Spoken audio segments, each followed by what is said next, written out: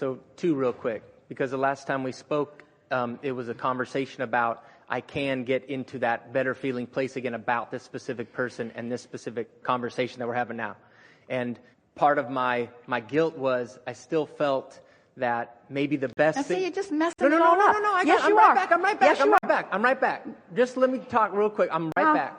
No, for this reason. Right. Blah, blah, blah, blah, blah, blah, blah, blah, blah, blah, blah, blah, blah. We're not kidding you. Talking about the issue, talking about the issue, talking about the issue, talking about the issue, affecting the point of attraction, affecting the point of attraction, affecting the point of attraction. Abraham, I want a better point of attraction, but I want to talk about the issue. Don't talk about the issue. It affects your point of attraction. Well, I want a better point of attraction, but I want to get there that way. And we say, you can't get there that way. You can't get there that way. Totally understand that. No, you don't. But you can't get there that way. You can't get there that way. You can't get there that way. You can't get there that way. Do you like to buy furniture? You can't get there that way. You've got to find things off that topic that just thrill you to think about them. You've got to hold yourself in a vibrational place that you can let that in. But you see what's happening? That's coming in based upon these terms. And these terms don't match what you really want. You can't justify, rationalize, defend. You can't explain. You can't explain your way out of this. Okay, so then let me just ask this then. Yeah.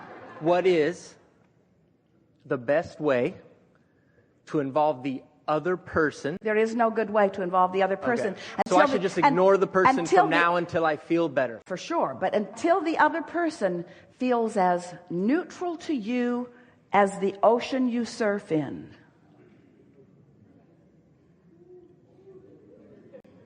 Oh, stop wooing.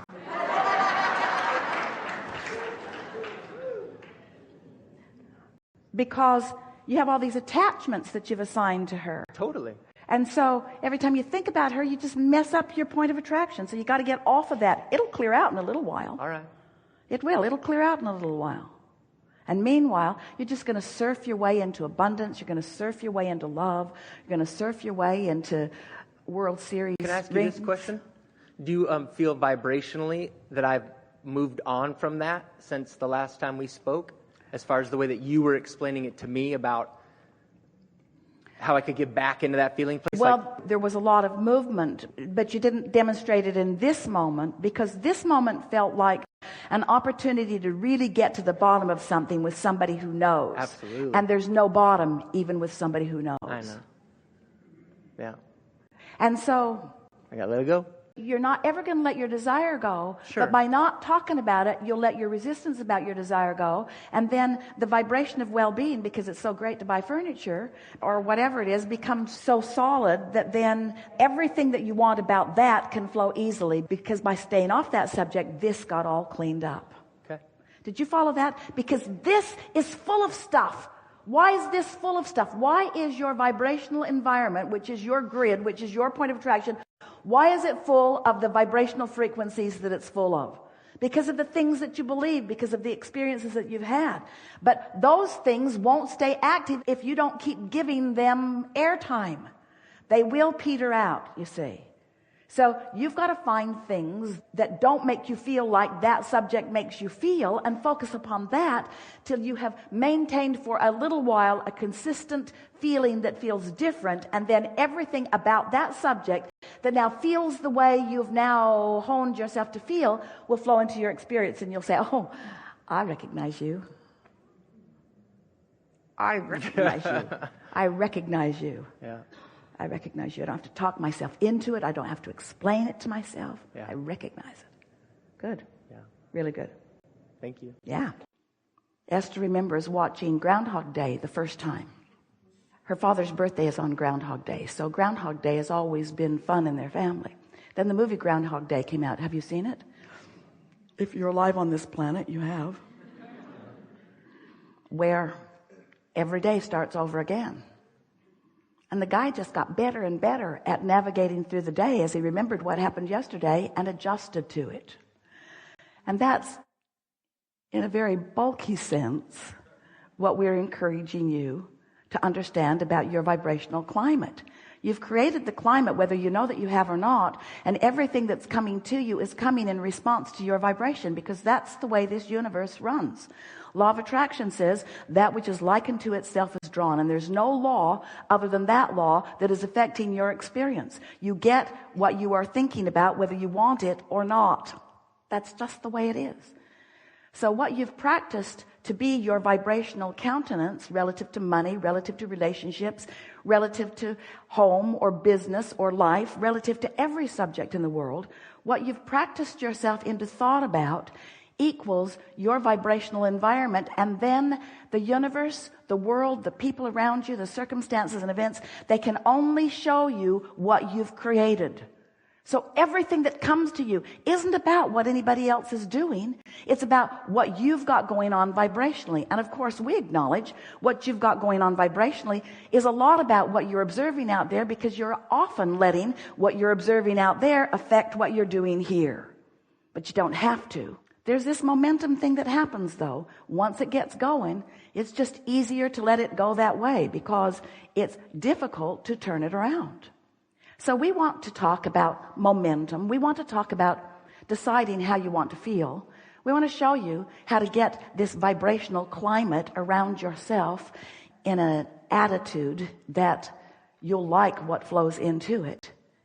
Because when you're in this vibrational place that is in sync with who you really are, your emotions raise from pure satisfaction to true passion and enthusiasm for life. You feel clear and sure and interested in life. You feel fun. Your timing is good. You feel vitality.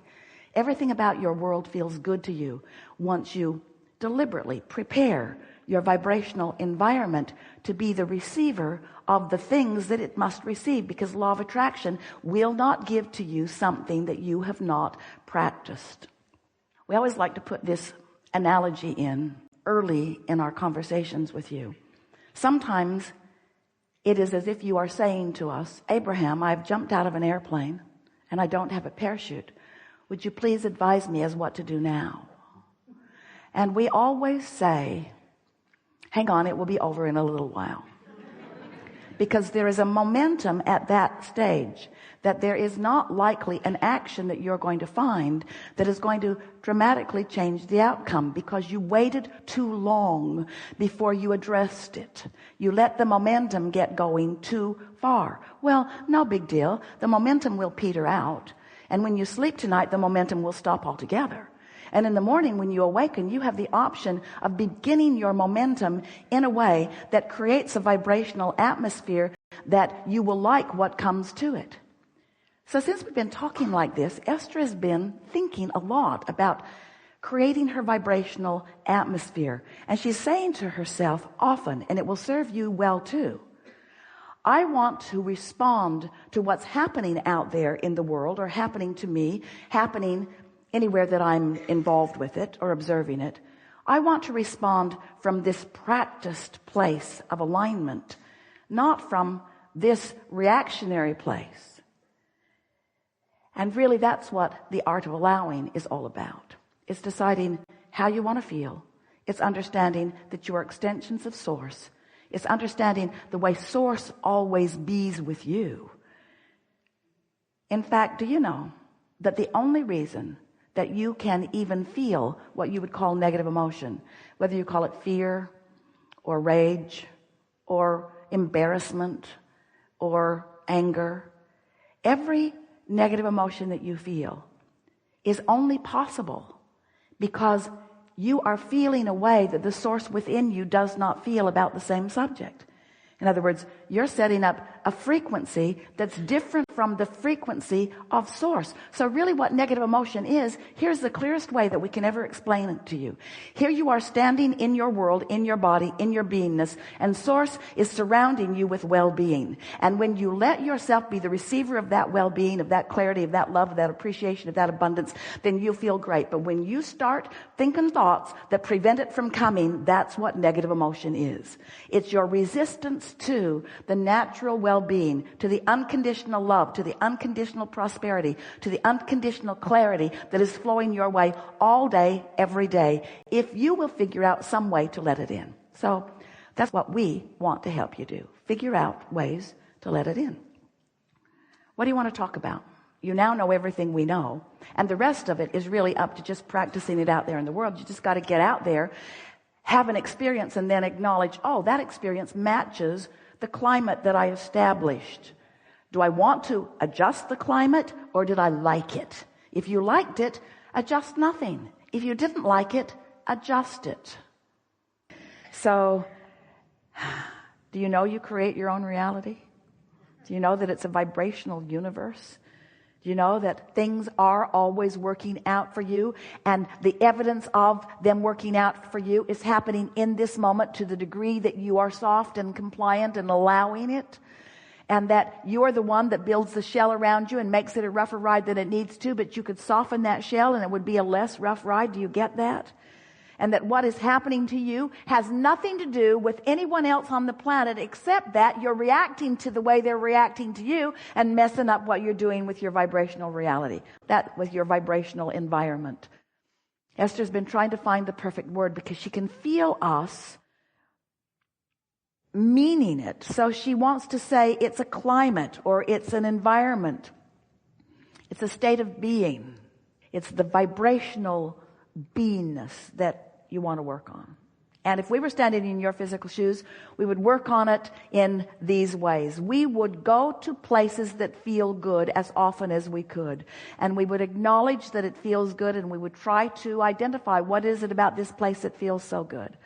In other words, we would not try to solve issues, and we would not get into debates with people who are trying to solve issues, and we would not talk about problems of others with them, and we would not talk about our own problems with anyone else. We would spend our time looking for that central place that feels good, even if it's something as central and basic as the sun came up this morning and that helped me. And the food keeps growing, and that helps all of us. And the world keeps turning because it is right that it does.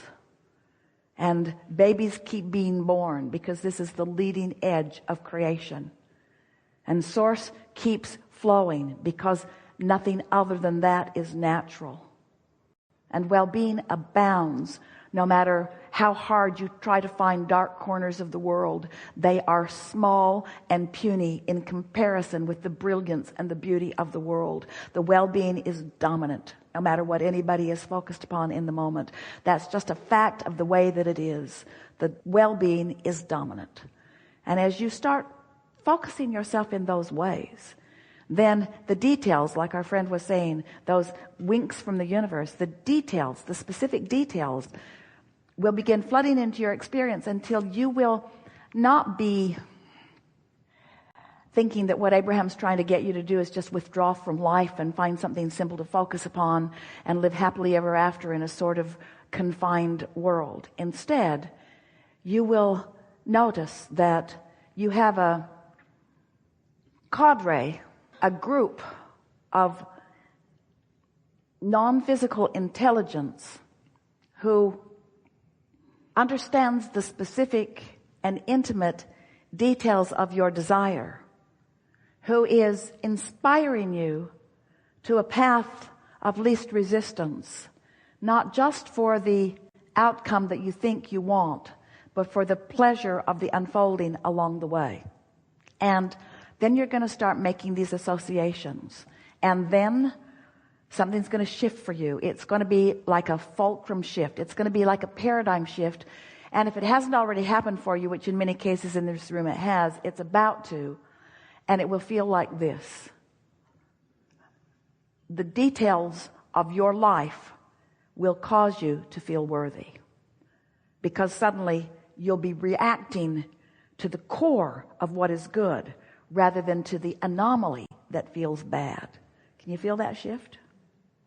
We applaud you for your ability to listen with us, because we said a lot of the same things over and over again, and yet we said things to you all day long here today that no one on this planet has ever understood as clearly as you just did. You are out here on the leading edge of thought, and it's not the big deal all of you are making it out to be. When you set aside proving any worthiness, that takes away a lot of responsibility, and you might as well give it up because there's nobody standing in counsel for that. So no matter how hard you try to show your worthiness, you're not getting any brownie points with anybody because there's not that kind of thing going on.